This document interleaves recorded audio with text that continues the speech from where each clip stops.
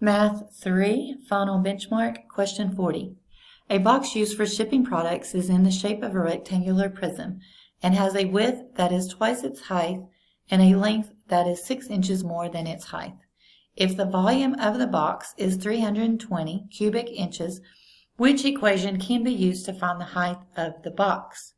All right, so I like to visually see what I'm talking about here. So we know that volume equals length times width times height for a rectangular prism. So we can say that I'm going to draw probably what is a very bad drawing, but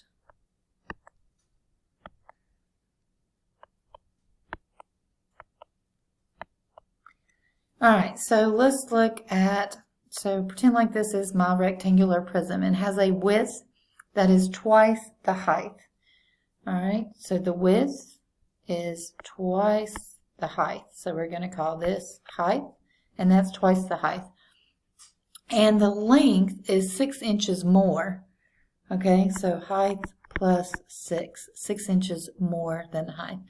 All right, and it equals 320 cubic centimeters. So all of these equal 320.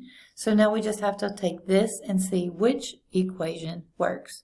So we're going to have h times 2h and h minus 6. Well, this says 6 more, so it's not subtraction.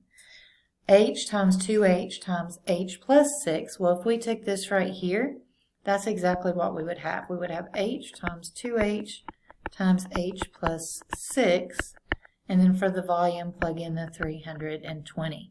So this is going to be our answer. H times 2h plus 2h plus h plus 6. I'm not sure what equation that is, but it's not a rectangular prism.